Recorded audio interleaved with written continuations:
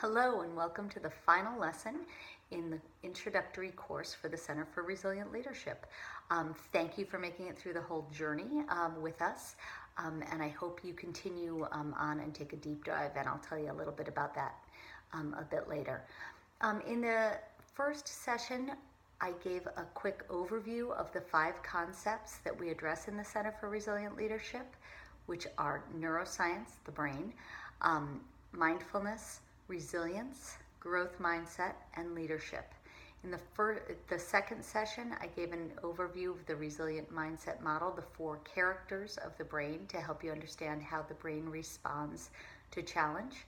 In the second lesson, we talked about mindfulness and the dragonfly and awareness of self-awareness and situational awareness, so being aware of what's happening in the present moment. In the next session, we talked about resilience, and I gave you a framework called the 4 S's of resilience that determine our response to any challenge. That's the way we think about self, situation, support structures, and strategies. And finally, I talked about growth mindset and Carol Dweck's work with the difference between fixed mindset and growth mindset, and applied the 4 S's of resilience to building a growth mindset. In this final session, we're talking about leadership. And leadership is really whether you're a parent, a teacher, corporate executive, coach, you're a leader. You're teaching concepts. And the idea here is to use the resilient mindset model as a tool to help teach concepts and teach resilience. And I'm going to tell you a little bit about in parenting. There's a lot of work, a lot of my work deals with parents and comes from the education field and the parenting field. And in the parenting field, they outline 3 types of parenting. One is permissive parenting, parents who sort of let their kids get away with anything. There are very few rules. They kind of want to be their kid's friend. That's permissive parenting. There's also authoritative parenting, which is teaching kids how to develop their own sense of what is right and wrong. And the last is authoritarian parenting. And authoritarian parenting is the parents set the rules and it's sort of my way or the highway. Very strict parenting and strict rules that you follow. And the parents and the kids are punished if they don't follow them.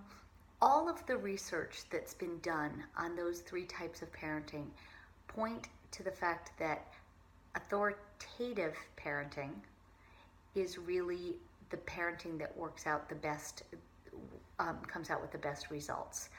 Teaching kids how to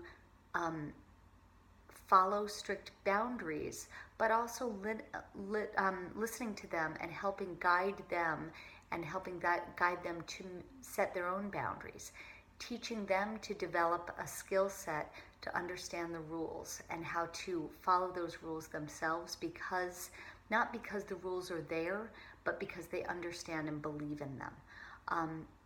Authoritative parenting is one in which kids are encouraged to try new things, but also understand the boundaries and what is expected of them.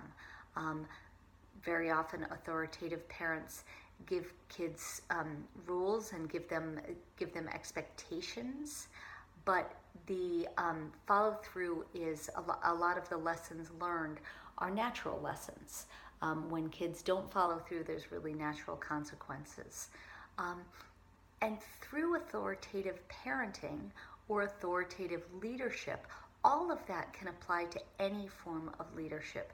Whether you're a teacher teaching your students how to have some self-awareness and self-control, whether you're a parent, whether you're a corporate leader, whether you're a coach, that type of leadership is what makes people learn how to set their own boundaries and how to make good decisions. And it really sets the brain up to make those good decisions. And we think that the resilient mindset model and the 4 S's gives a framework for how people can teach those skills, and it's a tool for authoritative leadership. This ends the overview, the introductory course for the Center for Resilient Leadership. What it comes next, I'm hoping that this platform works really well for you, that the 5-minute videos and then the follow-up questions is an effective way of learning. I hope you've enjoyed these short mini lessons, and that you've been able to apply them to your own experiences. What comes next is I'm now going to be having courses that are inexpensive but paid courses that give a deeper dive into each of these separate concepts. We'll be learning more about the neuroscience. We'll be talking more about these pictures and going into more depth about each of the characters and what brings them on. We're going to talk about neurochemicals and what happens when we get neurochemical responses. We're going to talk about how to develop that growth mindset and that resilience. We're going to talk a little bit more about how to develop those brain pathways. And each of the courses will be separate. And hopefully, if you're interested in any of these concepts, you can go further and take a little bit more of a deep dive. Finally, there's also a certification. There is a curriculum that I've written called Pathways to Empower that teaches the resilient mindset model, and I am offering a certification for that.